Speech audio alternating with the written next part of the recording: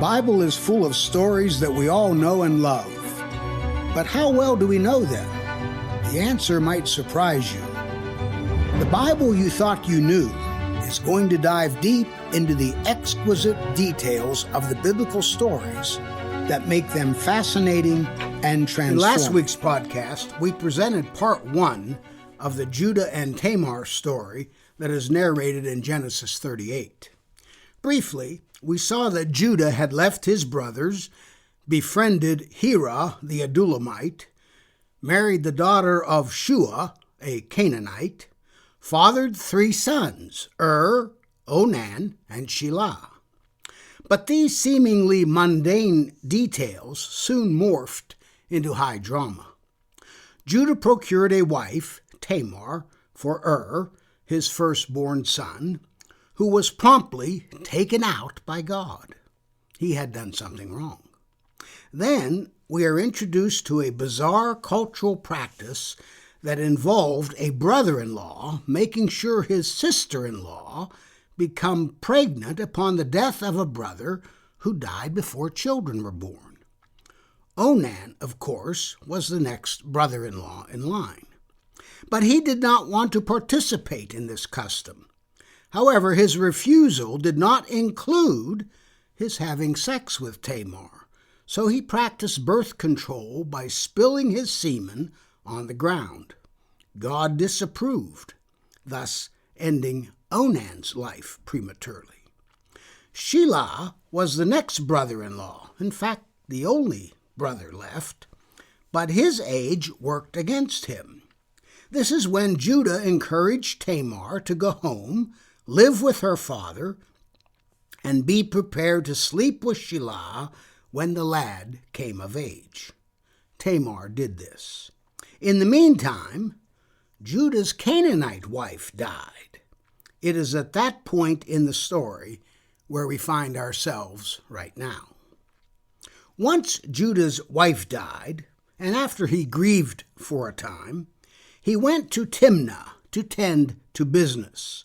Hira the Adullamite went with him. Judah's business involved raising sheep, and the sheep needed to be sheared. That's in verse 12 of chapter 38. When Judah was on his way, Tamar was informed that he was headed for Timnah for the sheep shearing event. In addition, at this juncture in the story, we learn that enough time had passed for Shelah to have grown up, meaning he was now able to perform the brother-in-law duty of making her pregnant. This is when we realize that Judah had reneged on his promise to his daughter-in-law. Though Shelah was now grown, Judah did not arrange for him to sleep with Tamar so that she could become pregnant. We remember that Judah had blamed the death of his first 2 sons on Tamar, even though the narrator had implicated God. In any case, when Tamar heard the news that Judah was on the way to Timnah, she sprung into action. She took off her mourning clothes. This is an amazing statement. All this time, Tamar had been grieving for her husband. It was long enough for Shelah to go from being a lad to being a man. That is a curious contrast to Judah's apparent short period of mourning for his own wife. Tamar wrapped herself in a new set of clothes, apparently indicative that she was no longer mourning, and also put on a veil. Then she sat down at the entrance of Enaim, the very road that one had to take to get to Timnah. Obviously, she was waiting for Judah, her father-in-law, to come by. Sure enough, Judah is soon enough right beside Tamar. When he saw her, he took her to be a prostitute, perhaps because of the veil. Was that because of other clothing? Or did this suggest his treatment of women? Remember, he had taken, quote-unquote, his wife She was never named.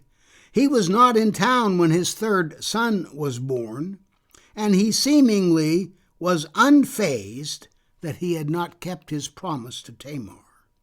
Perhaps it was a combination of these things that made Judah think that the woman that he had encountered was a prostitute. Regardless, that is exactly what he thought. Without hesitation, he propositioned her. That's in verse 15. He had not recognized that he was talking to his daughter-in-law. Bold as brass, he asked Tamar for sex. Since this was supposed to be a business transaction, Tamar had a question of her own. She wanted to know what the man was willing to pay to sleep with her. That's in verse 16.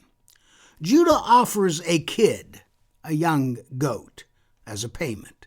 She accepts the offer. Of course, at the same time, she notices that Judah does not have a sheep with him. So, she wants to know how she can be certain that she will be paid once they have consummated their arrangement. Judah wants to know what she would accept to ensure future payment. She had a ready answer. Judah needed to hand over his signet, his cord, and his staff. To modern ears, that sounds absurd. But in the context of the story, and given what we know about the ancient world, this request underscored how canny Tamar was being. A signet or ring, a cord, and a staff were all identity markers. In our context, it would be like giving a prostitute your driver's license, your credit card, and your passport. Judah was as stupid as Tamar was wily. He gave the 3 items to her. That's in verse 18. Upon this agreement, Judah and Tamar slept together. Once this was done, Tamar went back home and put back on her mourning clothes. That's verse 19. It turns out that she conceived from that single encounter. Once Judah finally got to Timnah, he asked Hira, his friend, to take a kid to the woman at the entrance of Enaim so that he could pay his debt. That's in verse 20.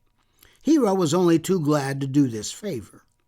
Of course, when he got to Enaim, he found no woman at the entrance.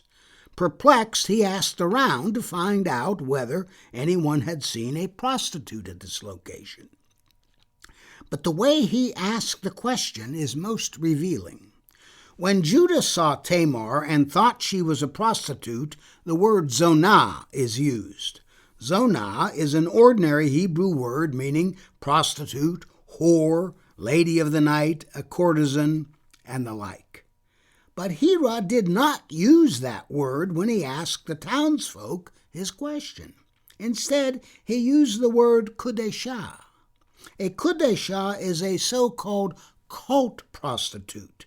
A kudeshah engages in sex as part of a religious ritual that is supposed to promote fertility of the ground or of people. It was a Canaanite religious practice, or at least it was practiced by some Canaanites. Keep in mind that Hira was an Adulamite, a variation of the Canaanite population. From his point of view, sleeping with a kudashah made Judah a religious man, not just a philanderer. So, he avoids zonah and uses kudeshah instead. However, no one in the town had seen a kudeshah either. That's in verse 21. Hira reported his failure to find the woman to his friend Judah in verse 22. He had pointed out that he had asked several people about this. Judah decided to let the matter drop. He told Hira that he would just as soon let the woman keep the signet, cord, and staff. Otherwise, he could become a laughingstock. He did not want Hira pulling a sheep by a string, going around town asking about the whereabouts of a prostitute, whether a zonah or kudeshah, so that Judah could pay a debt. We're never told that Hira had used that term when he spoke to Judah. Judah just simply wanted the matter to be dropped. 3 months go by. Then Judah is informed that Tamar is pregnant. Not only that, but her pregnancy is because she had prostituted herself. Judah's reaction was swift. He wanted her to be executed immediately. The fact that she was his daughter-in-law meant nothing. The fact that he had broken his promise to her about his youngest son meant nothing. The fact that he had himself slept with someone he thought was a prostitute just 3 months before meant nothing. This woman's life was to be forfeited. The sooner, the better. There was to be no trial. There was to be no due process. There was not to be any seeking of her side of the story. When the condemned Tamar is being brought out for execution, all she could do is send word to her father-in-law. We do not know if she was aware that he was the one who had condemned her. She not only sent a note to him, but a little package as well. The note permitted no ambiguity. It said simply, "The man to whom these items belong is the man by whom I am pregnant." There was also a P.S. in the note. "Mark, please, to whom this signet, this cord, and this staff belongs." Judah is caught red-handed.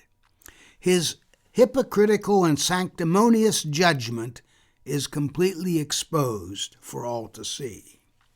He blurts out that Tamar is more righteous than he, something that virtually anyone could have concluded on their own.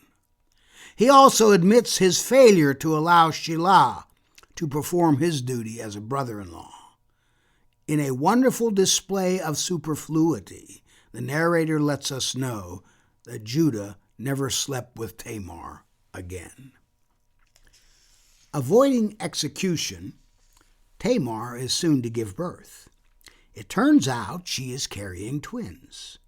During birth, the first baby emerges.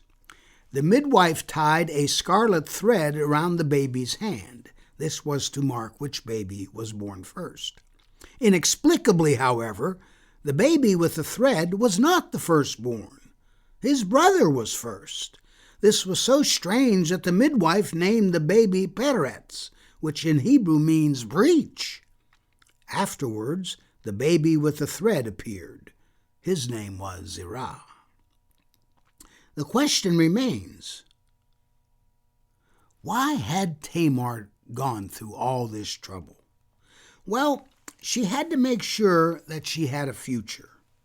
Had not Judah reneged, she could have had a child with Shelah as the father. Technically, that would be the same as having fathered the child. She would have had at least a shot at the future. Speaking of futures, it is helpful to contrast Judah's attitude toward the future. His own wife had died, and he had one remaining son.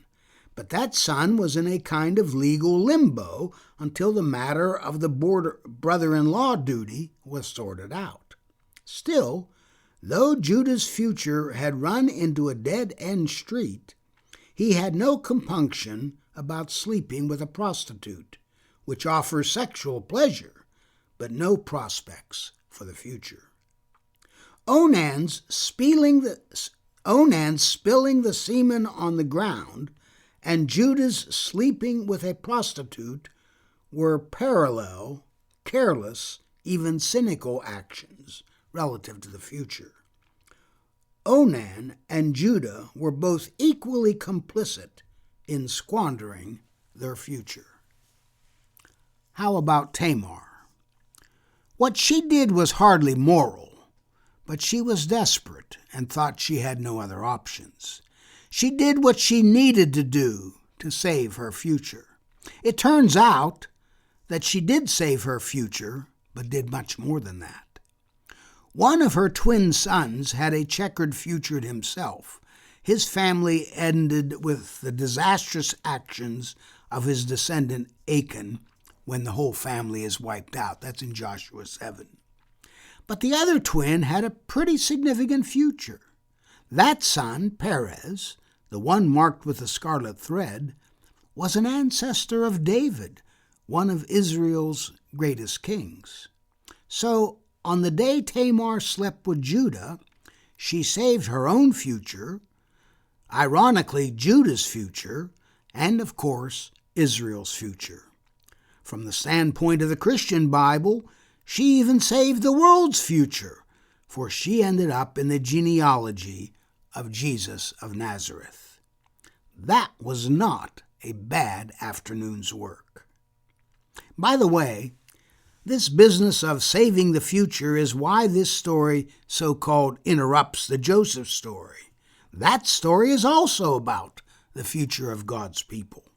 The family is threatened to be wiped out by a famine, but is saved because Joseph had been sold into slavery and managed to be in a position to save his family from the famine. That was another example of immoral behavior being transformed into something good. As Joseph himself said to his brothers, "When you sold me, you meant it for evil, but God meant it for good." Tamar could have not said it any better herself. Go to my website, faspina.com. Let me know what your email is. We're going to soon be ready for our mini courses, so I'll be anxious to communicate you via that medium. Also, if you have you want me to answer questions, go to my email, fspina106@gmail.com. I want to thank you so very much for listening to The Bible You Thought You Knew. I have a question for you. Do you have a question or topic that you'd like me to cover on the podcast?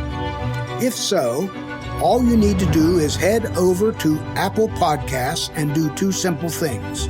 One, leave a rating and review telling me what you think of the podcast.